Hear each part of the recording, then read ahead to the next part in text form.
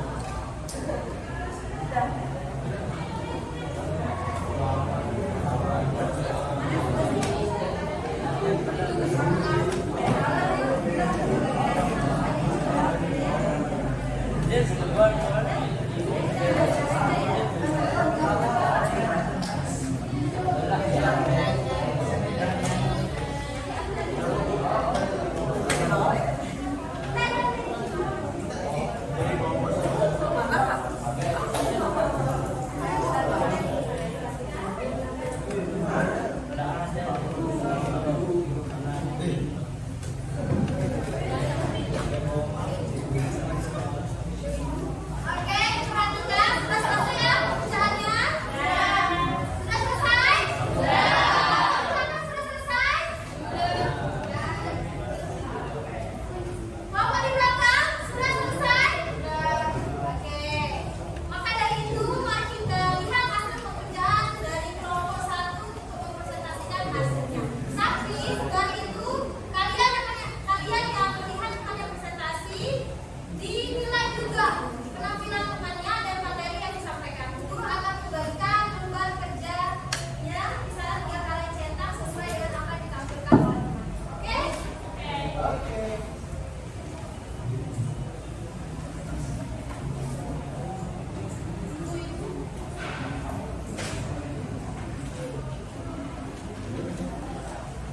Silakan kelompok 1.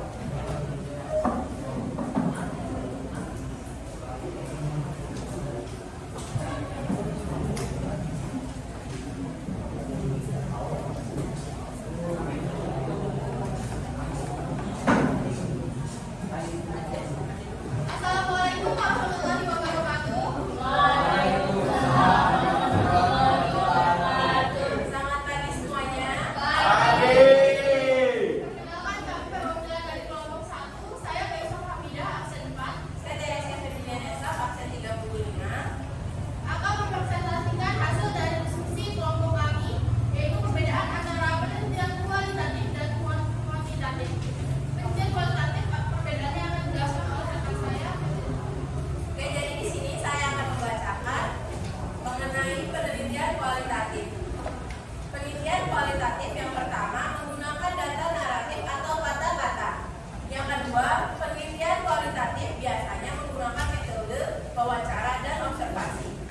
Kemudian, dalam proses pengumpulan data ini, unsur subjektif peneliti memegang peranan penting karena peneliti bertugas menginterpretasi data naratif yang diperoleh selama proses pengumpulan data. Kemudian yang keempat, penelitian kualitatif tidak dimulai dari asumsi teoritis atau hipotesis. Kemudian yang terakhir, biasanya peneliti menggunakan panduan wawancara, buku catatan, tape recorder, atau instrumen lainnya untuk mencatat atau merekam narasi dari informan di lapangan. Kemudian penelitian kuantitatif. Yang pertama, sifatnya mengumpulkan data yang dapat diukur. Yang kedua, penelitian kuantitatif berupa deskripsi statistik.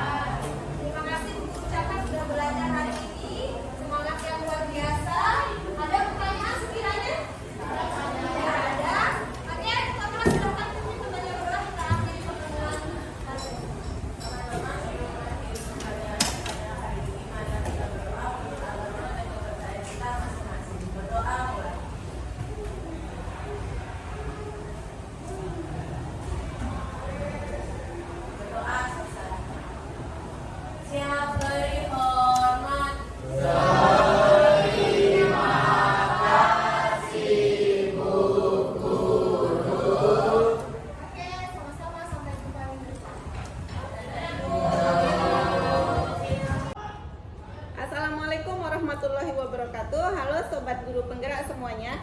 Kali ini sampailah pada saat pasca observasi. Selamat menyaksikan. Assalamualaikum Bu Sani. Waalaikumsalam. Apa kabarnya nih hari ini? Alhamdulillah baik. Baik. Pada pasca observasi ini kita akan mengobrol banyak hal terkait dengan pembelajaran yang sudah Ibu laksanakan kemarin pada saat observasi. Baik, saya akan memberikan beberapa pertanyaan. Boleh Bu Sani? Iya boleh Ibu silakan. Ya. Baik, untuk pertanyaan pertama itu perasaan Bu Sani setelah melaksanakan kegiatan pembelajaran kemarin bagaimana? Perasaannya ya cukup menegangkan Bu ya, karena Ibu ikut langsung ke kelas saya, di mana biasanya saya kan belajar bersama anak-anak saja, tapi tiba-tiba ada di supervisi, jadi sedikit ada tegang. Tapi saya rasa kegiatan supervisi kemarin juga cukup menyenangkan karena kita bisa mengevaluasi diri dari hasil apa yang dilakukan dari saya. Itu. Baik, Bu Sani. Jadi perasaannya Bu Sani tegang ya kalau Ya, ada saya masuk ke kelas ya. gitu ya. Ya baik Bu Sani. Kemudian bagaimana perasaan Bu Sani saat pembelajaran ketika saya menjadi supervisornya, selain menegangkan mungkin apa Bu Sani? Iya, perasaannya juga senang karena saya bisa mengevaluasi diri dari hasil pantauan yang diberikan.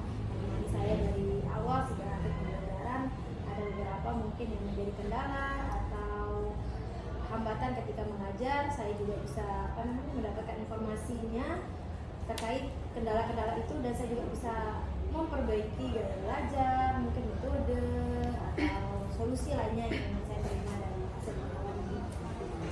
Baik Bu Sani, bisa menceritakan kembali nggak kegiatan pembelajaran yang Bu Sani laksanakan kemarin di kelas itu seperti apa? Oke, kegiatan pembelajarannya dimulai dari tujuannya. Tujuannya pembelajaran kemarin itu mengenai peserta didik diharapkan mampu membuat suatu laporan kegiatan sosial terkait dengan masalah yang sering terjadi di lingkungannya. Jadi kegiatannya dari pendahuluan kita menggunakan metode PBL, problem based learning, di mana kegiatan itu kita menyiapkan pertanyaan, memberikan masalah, lalu membimbing mereka dalam diskusi, membimbing mereka dalam membuat laporan, sampai akhirnya ke presentasi. Lalu setelah presentasi, kita memberikan penguatan intelektual terhadap anak-anak, penguatan konsep, sampai kepada tahap evaluasi, di mana penilaiannya sendiri kita melakukan dengan penilaian teman sebaya. Jadi semuanya sudah runut ya, mulai Ya. dari tujuan pembelajaran sampai dengan Evaluasi. evaluasi. Kemudian dari proses pembelajaran yang Bu Sani laksanakan kemarin, apakah ada hambatan? Iya, ada hambatan terkait dengan waktu. Karena kemarin di kelas 10.4 jadwal kita itu kan 3 jam untuk sosiologi, tapi di jam pertama disela dengan setelah 1 jam pertama kita kita berdiskusi, lalu dicela lagi dengan jam istirahat. Ya, baru kita lanjut. Yang menantang di situ adalah kita membuat anak-anak fokus kembali setelah jam istirahat. Ya, jadi kesulitannya di sana sih, membuat anak-anak bisa menata kembali kerangka berpikir yang pertama ketika diskusi, tapi setelah bermain setelah istirahat seperti itu agak sedikit ribet. Ya karena anak-anak masih kayaknya kok kurang, terus istirahatnya gitu, harus belajar lagi seperti itu sih. Selain yang Bu Sani sebutkan tadi, ada hambatan lain lagi nggak? Mungkin dari kegiatan di kelas ya?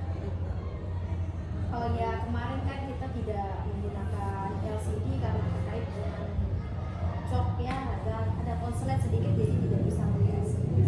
Itu ya, di LCD-nya Iya. tidak bisa menyala, bisa.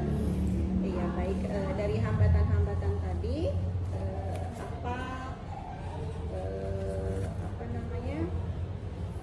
alasannya kenapa hal tersebut bisa terjadi?